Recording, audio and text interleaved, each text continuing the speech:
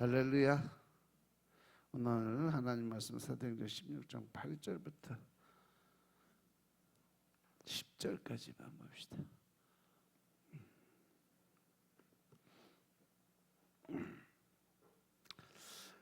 자, 같이 합독합니다. 무시아를 지나 드로아로 내려갔는데 밤에 환상이 바울에게 보이니 마게도냐 사람 하나가 서서 그에게 청하여 가로되 마게도냐로 건너와서 우리를 도우라 하거늘 바울이 환상을 본 후에 우리가 곧 마게도냐로 떠나기를 힘쓰니 이는 하나님이 저 사람들에게 복음을 전하라고 우리를 부르신 줄로 인정함이라라. 아멘. 자, 이제 사도 바울이 무시아를 지나서 이제 드로아로 내려갔습니다. 사도 바울은 성령께서 그가 이 아시아 쪽으로 계속 복음을 전하려고 계속 나가는데 계속해서 막았죠. 그래서 이번에 북쪽으로 가지 않고 서쪽인 드로아 쪽으로 내려갔어요. 사도 바울은 두 번이나 자기 어떤 계획된 길, 자기 생각대로 가던 길이 막히자 북쪽으로 가는 것이 마음에 거리기고 확신이 안 생겼어요. 그래서 드로아로 내려간 바울이 혼자 생각을 하죠. 마음이 참 착잡해. 하나님께서 또 죄송스러운 마음도 들고 아시아 선교를 하는데 왜 하나님의 막으실까? 답답한 마음을 가지고 이제 아무튼 뭐 사도 바울이 어떻게 해든지 복음을 전하고 싶은 그 생각과 욕심은 컸어요. 그래서 바울은 하나님의 뜻을 알지 못하고 자신의 그 생각에 자기 방법에 최선을 다했던 것을 깨닫게 되죠. 그래서 예수님이 이러한 사도 바울의 모습을 보면서 안타까워해요. 예수님이 이러한 바울에게 직접 나타나서 그래서 바울에게 뭘 보여줬어요? 바로 환상을 보여줬어요. 같이 있던 그 신라는 환상을 보지 못했지만 사도 바울에게는 환상을 열어서 보여주게 돼요. 따라서 세계 선교의 총 감독이 바로 성령 하나님이심을 믿으시기 바랍니다. 하나님 환상을 통해서 사도 바울의 선교 방향을 제시해 주는 거죠. 이 환상이라는 것은 바로 인간의 한계에서 찾아와요. 환상은 우리가 최선을 다하고 함의 뜻에 마음에 합한 자 아니면 어떤 문제를 통해서 하나님 우리에게 계속 이렇게 메시지를 주는데도 깨닫지 못하고 알지 못할 때 직접 눈으로 보게 만들어서 영적인 눈이 뜨여지게 만들고 그것을 보게 만들어서 깨닫게 만들어주는 역할을 하죠. 환상에서 보니까 그 마게도냐 사람 하나가 밤에 나타나서 그에게 청해서 마게도냐로 와서 우리를 도와달라고 간구하는 모습을 보여줘요. 그래서 사도 바울의 환상 중에 보니까 마게도 사람 하나가 서 있었어요. 그는 서서 손을 흔들며 계속 간청을 합니다. 바울 목사님, 마게도냐로 건너와서 우리를 도와주시옵소서 하고 간절히 계속 요청하는 모습이 보였어요. 이 마게도냐 사람은 바로 헬라 사람이에요.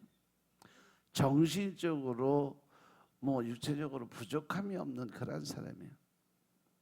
제가 전에도 얘기했죠. 고린도에는 보면 고린도에서는요 철학자를 만나지 않고는 길거리를 지났었을 정도로 철학자가 그렇게 많았어요. 전 세계에 이 박학다식한 사람들은 다 이 고린도 지방으로 모여들었어요. 이 고린도 지방에 가면 거기 이 광장이 있어요. 엄청 넓은 광장이 있는데 그 광장에 보면 도서관도 있고 또 나눔도 있고 사람들이 그 모여서 회의하는 장소가 있는데 바로 옆에 뭐가 붙어 있냐면 활락가의 거리예요. 거기 술집도 있고 창녀촌도 있고 그래서 공존을 하고 살아요. 옛날에는 그 가장 지식이 많은 사람들이 누구냐면 바로 이 술집 같은데 활락가에 있는 그러한 여자들이 가장 지식이 많아서, 왜냐하면 여러 사람들을 상대하면서 들었던 그 이야기들이 다 자기들 머릿속에 지식으로 쌓여서 어떤 사람들과 대화를 해도 절대로 흔들리지 않는 그러한 생각을 가지고 있던 사람들이 바로 가장 하류층에 있던 사람들이에요. 하지만 그들은 영적으로 메말라 있죠. 영적으로는 너무 허기진 사람들, 많은 사람들이 내면의 불안으로 점을 치기 때문에 그때 당시에 점쟁이들이 엄청나게 돈을 많이 벌었어요. 점쟁이 재벌이라는 소리가 돌 정도로 점을 치는 사람들이 많았어요. 이들은 미신과 악령에 지배당하고 온갖 우상 숭배를 하고 살았어요. 그래서 그들이 신을 어떤 신까지 믿냐면 내가 알지 못하는 신을 만들어 놓고 경배하고 그 신을 섬기는 사람들까지 생기죠. 이 사람들은 하나님을 알지 못하기 때문에 허탄한 것을 쫓고 허무의 종노릇을 하고 살아갔던 사람들이에요. 그들은 험하기 때문에 쾌락의 노예가 됐어요. 아데네는 쾌락을 추구하는 에피큐로스 학파가 있고, 고린도는 아포로디테 신전에 최소한 1000여 명 이상의 매춘부들이 그 신전 안에, 아포로디테 신전 안에서 그 일을 하는 젊은 처자들, 보통 16에서 18살까지 있는 그 신전에 그 봉사하는 여자들이 1000명이 넘었는데, 그들이 매일 제사를 지내고 나서 어떤 사람은 남자가 원하면 무조건 이유가 없어요. 같이 자줘야 돼, 하루. 그런 매춘부가 있는 그런 도시였어요. 이렇게 쾌락에 빠진 후에 죄의식과 악령에 시달렸어요. 그들은 천국에 가고자 하는 열망이 있었죠. 그들은 사도 바울에게 복음 전해주기를 갈망하고 있었습니다. 이들은 사제의 복음을 간절히 원하고자 생명을 주는 하나님의 말씀을 간절히 원하고 있었어요. 그리고 바울과 같이 복음을 전할 수 있는 목자를 요청하고 있어요. 이 시대도 마찬가지입니다. 현대 로마, 미국, 각 세계 나라에서 유학생들이 몰려드는 선진국이에요. 물질 문명이 발달돼서 겉은 멋지 에덴 동산 같이 아주 화려하고 좋은 모습들을 살아요. 그런데 그 속에 들어가면 소돔과 고모라 같이 부패해 있어요. 유명 스타들이 다 에이즈로 죽어가고, 클린턴 행정부는 게이들이 군복무할 수 있도록 법을 개정을 했어요. 또 이제는 부시 행정부에서 보면 마약과의 전쟁을 선포할 만큼 많은 사람들이 마약에 중독돼서 정신이 몽롱한 상태로 흐느적거리고 살아가고, 그래서 와서 우리를 도와달라고 요청을 하고 있는 시대가 바로 지금 이 시대가 아니냐. 또 구소련의 붕괴로 인해서 성립된 CIS는 어떠냐 이거죠. 그들은 지난 70년 동안 신봉해온 마르크스 레닌주의를 버림으로써 사상의 진공 상태를 겪고 있어요. 그들에게 필요한 것은 민주주의나 시장 경제보다도 그리스도의 복음인 것임을 깨달으시기 바랍니다. 중국은 어때요? 중국도 그래. 현재 중국에는 지금 수많은 선교사들이 뿌린 순교의 피로 인해서 가정교회만 5천만의 성도가 있다라고 얘기해요. 우리나라 인구만큼 그 정도의 이 삼자교회, 가정교회, 지하교회죠. 이름 내걸지 못하는, 그래서 믿음을 갖고 살아가는 그런 사람들. 못했던 공산 정권이 들어간 이후 선교사들이 모두 추방 조치당하면서 목자 없는 양과 같이 되어버린 그 나라가 바로 중국이에요. 그들은 목자 없이 임의로 모여 예배를 드리고 성경이 없어서 복음에 대한 이해 부족으로 개인 신앙이 약해서 이단이 와서 유혹하면 쉽게 넘어간다고 얘기를 해요. 우리 비례동 지하교회에 있을 때 제가 그 중국 목사님들 한 20명 초청해서 그분들 이야기도 좀 들어보고 또 그들이 가장 원하는 게 뭐냐면 성경에 관한 성령, 특히 성령에 관한 책자가 전혀 중간에 찾을 수가 없으니까 그런 게 있으면 좋겠다. 그때 마침 제가 책 보려고 책 한 20권 넘게 사갖고 그걸 가지고 있다가 필요하다고 해서 다 줬어요. 그 사람들이 제일 필요한 게 뭐냐면 성경 말씀을 해석하고 그 말씀을 이해할 수 있게 설명을 해야 되는데 자기들이 가진 자료가 너무 없대요. 그래서 그들이 가장 필요한 게 뭐냐면 바로 이 성경을 풀이한 영적인 책들이 필요한데 중국에서는 살 수도 없고 구할 수도 없으니까 너무 그게 많이 힘들다 그래서 제가 가지고 있는 책 다 줬어. 그냥. 세계는 서구나 동구나 뭐 아시아나 어디나 다 영적인 갈급함에 들어가 있어요. 그래서 그들이 우리에게 요청을 해요. 미국에 와서 우리를 도와달라, 뭐 CIS로 와서 우리를 도와달라, 중국으로 와서 우리를 도와달라, 라트비아로 와서 우리를 도와달라. 전 세계의 사람들이 바로 영적인 갈급함에 우리를 부르고 있음을 깨달으시기 바랍니다. 우리가 이들의 간절한 음성을 들어야 돼요. 우리가 본국에서 안주하지 말고 이러한 사람들에게 복음을 두고 나아가야 되는 줄로 깨달으시기 바랍니다. 그들이 간절히 요구하는 그 영적인 갈급함, 이 간절한 외침을 들을 수 있는 여러분들 되시길 주님으로 축원합니다. 그리고 10절을 보면 바울이 환상을 봤는데 이 사도 바울의 환상의 의미가 마게도냐 사람들이 우리에게 복음을 전하라고 인도한 것으로 해석을 했어요. 여기서 우리라는 말이 처음 등장을 해요. 여기서 우리는 누굴까? 바로 누가가 포함이 되는 그런 상태예요. 사도 바울이 들어와서 제자 누가를 얻은 것을 알 수 있죠. 하나님은 이 사도 바울이 최선을 다하는 것을 받으시고 누가를 바울에게 동역자로 주셨죠. 사도 바울은 곧바로 순종해서 마게도냐로 떠나고자 이제 결정을 합니다. 사도 바울은 즉시 자기 청사진, 자기 생각, 자기 뜻, 자기 방법을 버리고 하나님의 말씀하신 대로 이제 마게도냐로 떠났어요.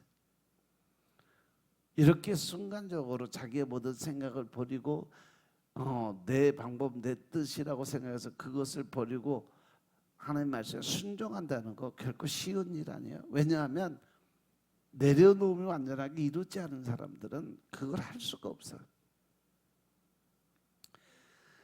사도 바울은 어떻게든지 아시아를 개척하고자 했기 때문에 미련을 두고 고집을 부릴 수도 있었다는 거죠. 하지만 말씀을 보니까 사도 바울은요 거침없이 바로 즉시 순종을 했어요. 하나님의 말씀은 즉시 순종하는 습관을 길러야 된다는 거 깨달으시기 바랍니다. 사도 바울은 자신의 계획을 버렸어요. 사도 바울은 성령의 방향을 민감하게 쫓았다는 거죠. 그리고 사도 바울은 마치 군인과 같아서 하나님이 원하시는 방향에 언제든지 순종할 준비가 되어 있는 사람인 것임을 믿으시기 바랍니다. 사도 바울이 자기 욕심이나 사심이 없었고 아주 순수했다는 거죠. 우리가 자기 어떤 야심이나 욕심을 부리고자 한다면 성령의 방향에 즉시 순종할 수가 없어요. 러시아에서 손짓하고 중국에서 손짓해도 안 보여요. 우리가 성령의 방향에 예민하게 즉시 순종할 수 있으려면 좀 더 순수해지고 좀 더 영적인 종들이 되어야 함을 배울 수가 있다는 거죠. 또 한 가지 배울 수 있는 것은 선교지는 내가 내 마음대로 정할 수 있는 것이 아니고 하나님께서 정해 주신다는 것을 깨달으시기 바랍니다. 여기서 또한 우리가 주의할 점이 있어요. 환상을 보았을 때 우리가 마게도냐로 떠나기를 힘썼다고 기록이 되어 있어요. 여기서부터 누가가 선교팀에 합류한 것을 볼 수가 있습니다.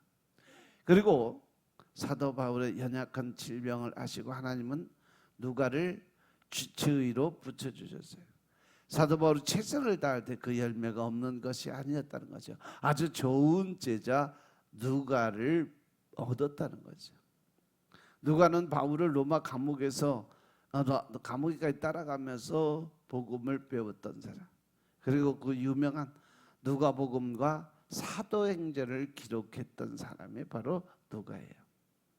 우리가 최선을 다하지만 열매가 없을 때 하나님은 동력자를 주시는 것을 알 수 있습니다.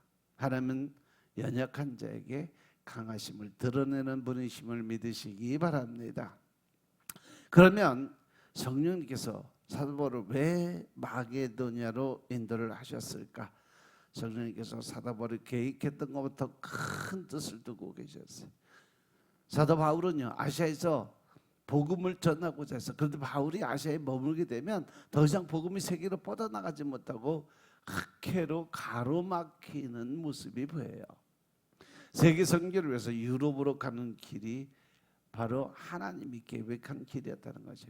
그곳에는 언어도 통일되고 길도 나 있었고 민주적인 곳이었어요. 이곳에는 하민층으로부터 복음이 전해지자 복음이 점점 퍼져나갔어요. 복음은 민초들의 힘이 크게 작용을 하는 말씀이 바로 복음이에요. 이 때문에 성령님께서 마게도냐로 인도하시고 아울러 로마 개척의 기초를 놓고 땅끝까지 이르게 하고자 계획을 하셨던 거죠. 사도 바울은 목자의 심정이 있고 세계 선교에 대한 소망이 아주 강하게 있지만 어디로 가야 할지 어느 방향으로 나아가야 될지 이것은 잘 모르고 있었다는 거죠. 그런 막힌 곳으로 가고자 계획을 했어요. 이처럼 이 사람이 결정하는 것은 너무 장인과 같다.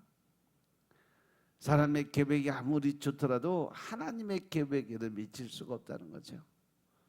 이 사람의 눈은 시공간적인 제약이 있습니다. 우리가 가정과 직장에만 왔다 갔다 하다 보면 마음이 좁아지고 눈앞에 일밖에 보이지 않아요.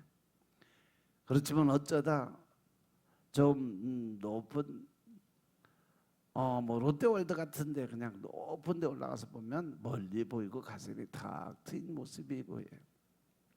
이것처럼 하나님은 멀리 내다보시고 전체적으로 보시는 하나님이심을 믿으시기 바랍니다. 하나님의 뜻이 내 뜻보다 더 역사적이고 더 높고 깊고 더 크시다는 거 명심하시기 바랍니다. 이사야서 55장 8절에 보시면 여호와의 말씀에 내 생각은 너희 생각과 다르고 내 길은 너희 길과 달라서 하늘의 땅에서 높음 같이 내 길은 너희 길보다 높으며 내 생각은 너희 생각보다 높다라고 말씀하셨어요. 성령님은 이렇게 사도 바울이 계획했던 것보다 더 큰 뜻을 두고 인도하시는 분이심을 믿으시기 바랍니다. 우리가 마음으로 우리의 길을 계획해도 그 길을 인도하시는 분은 누구다? 바로 성령 하나님이심을 믿으시기 바랍니다. 아멘. 그래서 성령님께서 우리 모임을 인도해 오실 때도 우리보다 더 큰 뜻을 두시고 인도해 오셨어요. 우리가 어느 정도 이제 초창기에 우리 선교 방향도 이제 동남아 쪽에서 점점 이제 인도해서 사실 올해 탄자니아 쪽으로 하나님 길을 방향을 바꾸셨는데 아직 말씀을 안 하셔서 내가 얘기를 안 했는데 이스라엘까지 아마 우리가 이 성전을 짓는 성령 사역은 계속 되지 않을까 생각을 해요. 하나님이 또 요구하시는 부분들도 있었고 이제는 조금 더 여러분들이 기도 드리시고 온전히 하나님께 모든 거 맡기시고 또 열심히 하나님과 합한 자들 돼서 하나님과 화목한 삶을 살아감으로 인해서 여러 가지 물질의 축복받아서 그것으로 하나님 나라 확장시키는데 열심을 다하는 여러분들 되시길 주님으로 축원합니다. 기도드리겠습니다. 아버지 하나님 감사드립니다. 오늘도 우리가 아버지 은혜 가운데 살아가게 하시고 또한 믿음 안에서 하나님 영적인 군사의 역할을 감당케 하시니 감사합니다. 우리가 살아 역사하시는 하나님의 뜻을 깨닫고 이제는 하나님의 말씀에 즉시 순종할 수 있는 믿음의 군사들 되게 주님 축복하옵소서. 모든 말씀을 주 예수 그리스도의 이름으로 감사드리며 기도드려 싸움나이다. 아멘.